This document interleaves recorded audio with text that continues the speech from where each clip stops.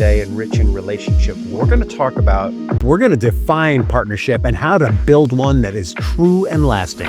And you may think that you entered into true partnership when you said, I do, but all you did there was sign the contract. True partnership is getting that even though you're better at a whole boatload of stuff, so are they. In fact, they're better at a boatload of stuff that you're not, and vice versa. Welcome to another episode of Rich in Relationship. I'm your host, Rich Heller, and today we're talking about entering into true partnership in your marriage. And you may think that you entered into true partnership when you said, I do, but all you did there was sign the contract. The question is, how do you make the contract live? And that's what this episode is all about.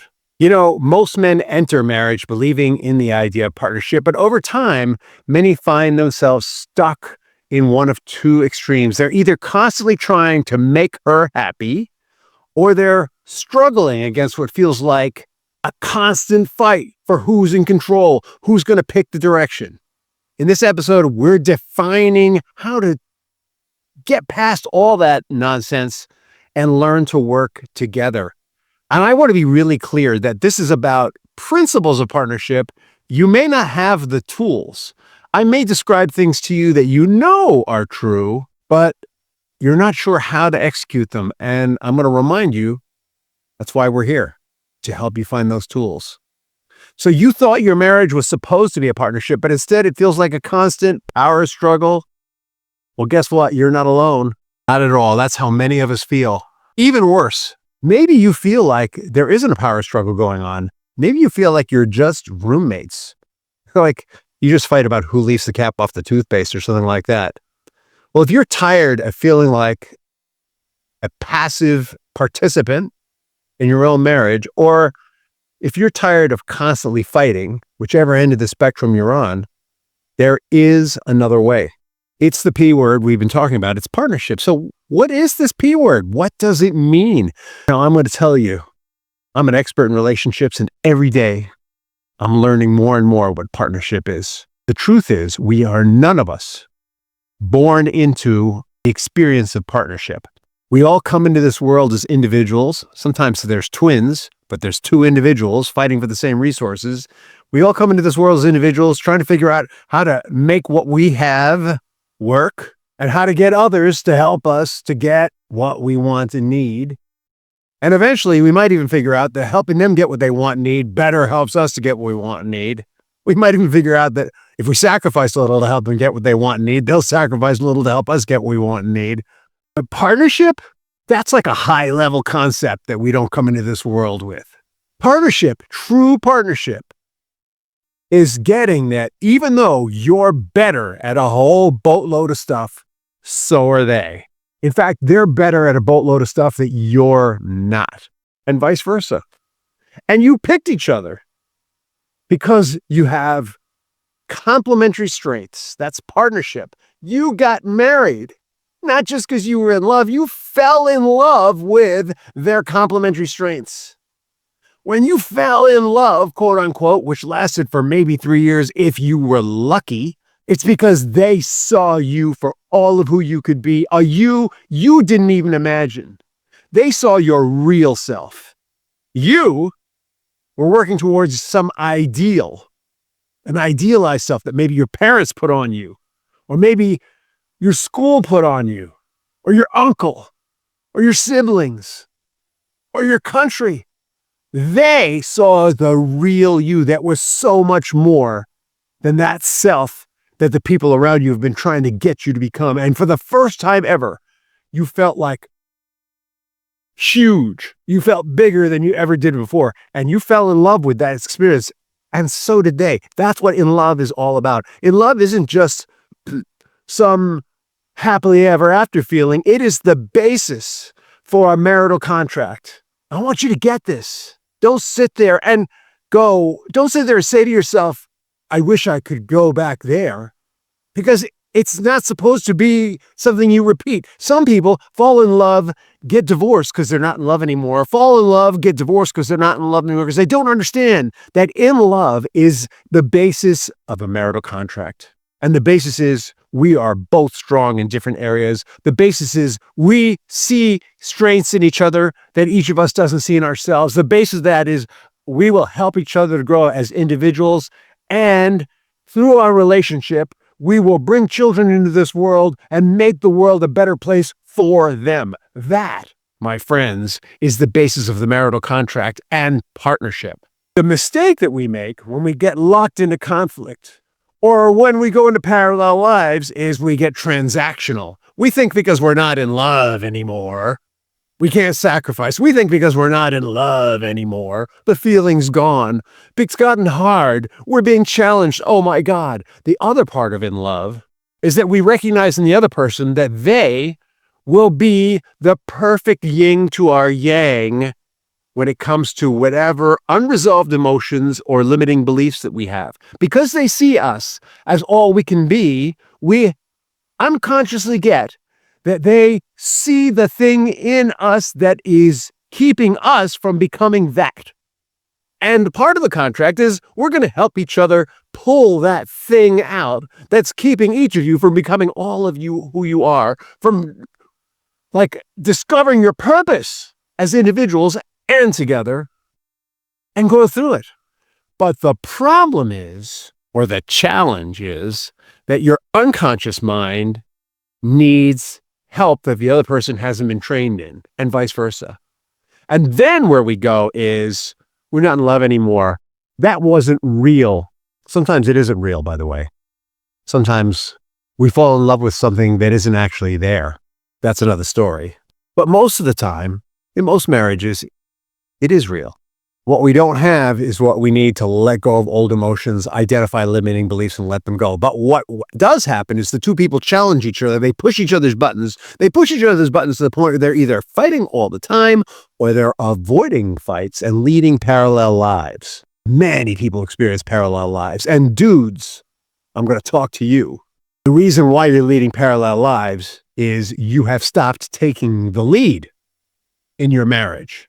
Taking the lead in your marriage does not mean saying, listen, woman. There's a B word I was going to use, but I'm really, my real self doesn't really want to use language like that. Listen, woman, this is how it's going to be. That is not leadership.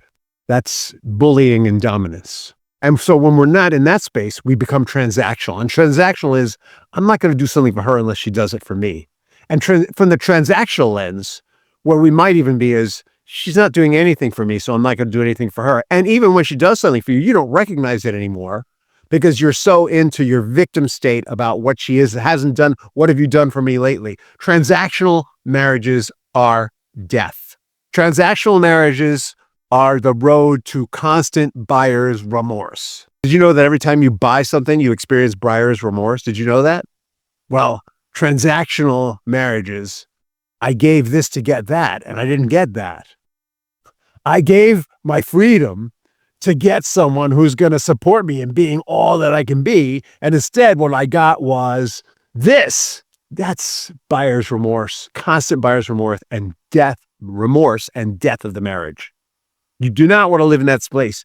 In that space, you want to move towards synergy, right? Marital synergy is when you're helping each other to let go of the old emotions. Marital synergy is when you're helping to each other to identify beliefs, assumptions that aren't helping you to move forward. Marital synergy is when you sacrifice a little for the other person. They may never sacrifice for you, or they may, but you do it because you really love and care about them. Marital synergy is about acting like you love them even when you're not feeling it. Marital synergy is about living in your values. It's about living in your principles. I got to take a sip of water. I'm fired up. I am fired up about this. Nothing gets me going like partnership. It's my favorite topic. So healthy marriages aren't about one person leading, the other person following. They're about each person leading in different areas and submitting to the wisdom, the leadership, and the strength of each person's strengths. That's what healthy marriage is about. That's what a healthy partnership is about. A business partnership is about that. It's about having a shared vision. And when one of you knows that the next step for the shared vision is now and the other one's afraid to take it, it might be about pulling them along with you a little bit with empathy and compassion. It might be about pulling them along with you a little bit and then you find out the timing was wrong and you made a mistake, and you admit it and you apologize and you let them know, I did it because I was so sure this was it. I'm so sorry. Because guess what? Leaders make mistakes. No matter how strong you are, you're going to make mistakes. No matter how strong you are, you're going to step in it. But you have to have the humility to own those moments.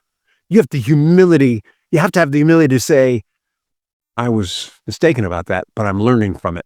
You got to choose to lead with strengths, because the alternative is you're either going to think that you need to be the boss or you think you need to be the doormat. The doormat is like Mr. Nice Guy. We talk about him all the time. Mr. Nice Guy, he's always trying to please his wife. He's always trying to do what she wants. She never likes what he does because underneath it, he's frustrated and it's inauthentic. The actions he's taking to please her are inauthentic, and she senses it. She senses it and rejects it. And then you wonder, I'm doing everything right.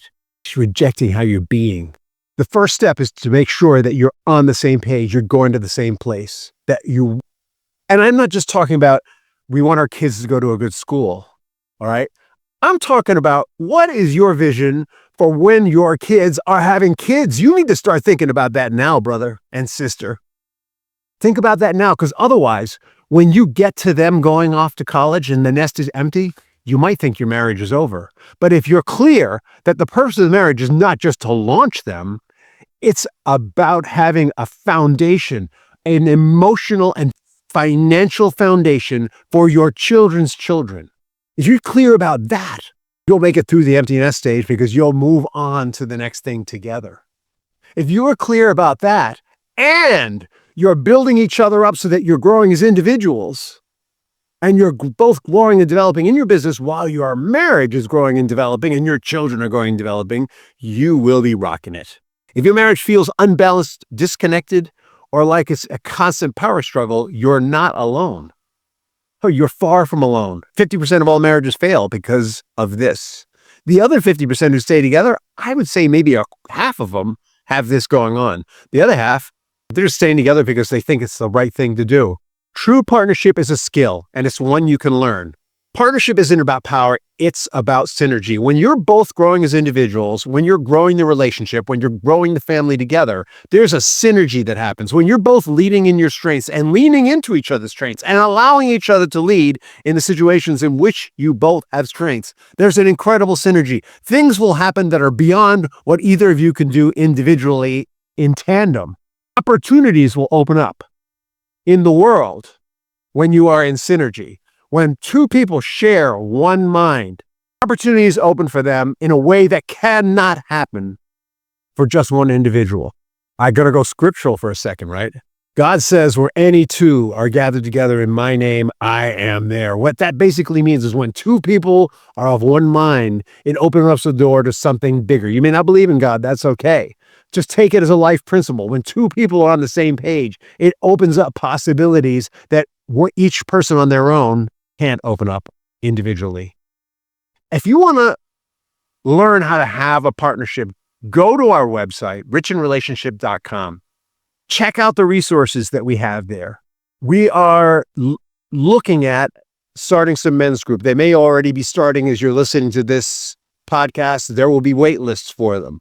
Go to the website. If you see the men's group, click on that. They're inexpensive ways for you to get together with like-minded men who are desiring to grow themselves, find their individual purpose, help their partner find their individual purpose, help them define the purpose of the marriage, and grow trust, safety, intimacy together. It's a tribe of men working towards the same thing. If you're having trouble in your marriage, richinrelationship.com, we've got tools for you there. Check it out. And next podcast is going to be about more in depth about leading together and yet separately, right? We've been touching on it through the last 2 or 3 episodes. We're going to go deep on how you can lead together and separately, how you create this synergy within the frame of partnership. In the meantime, have a wonderful day and an awesome tomorrow.